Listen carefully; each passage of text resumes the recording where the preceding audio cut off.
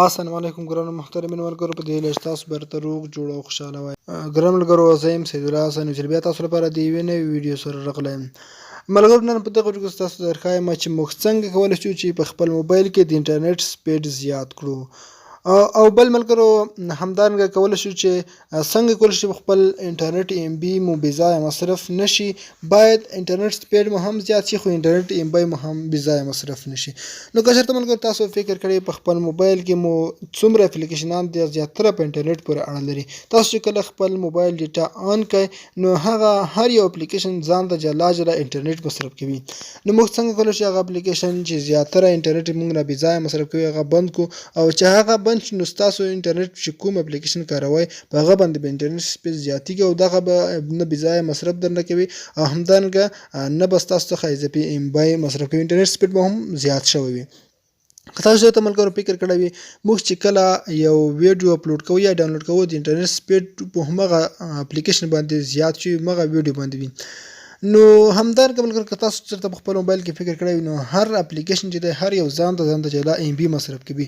نن په دغه ویډیو کې تاسو ته دغه طریقه درښایم چې هغه ام بي چې تاسو نه اضافي مصرف کوي هغه پرې بندولی شئ، انټرنیټ سپیډ به مو بیخي هم ورسره زیاتیږي.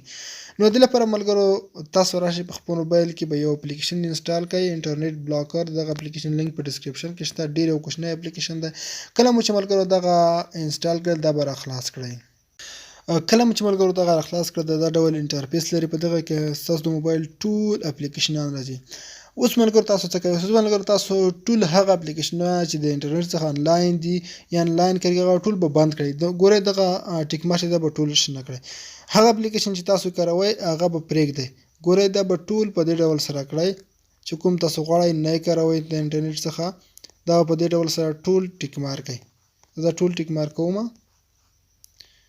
مثلا فیسبوک پرېږدم خو زه کاروم. کوم چې تاسو کاروئ هغه مه کوئ، نور باقي ټول بند کړئ او ختم یې کړئ. ګورئ زه دا ختموم.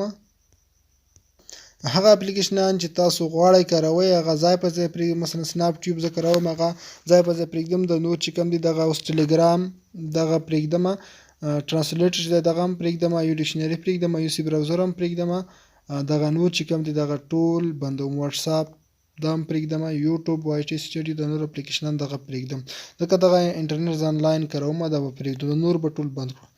ګورئ ملګرو چې د کوم اپلیکیشن اوس پاتې شول، مثلا دغه موږ پرېښودل نو دغه به کار کوي، او د کومو چې شنه خانې ته واړول یا ټیک مارک مو کړل دغه به اوس بند شي.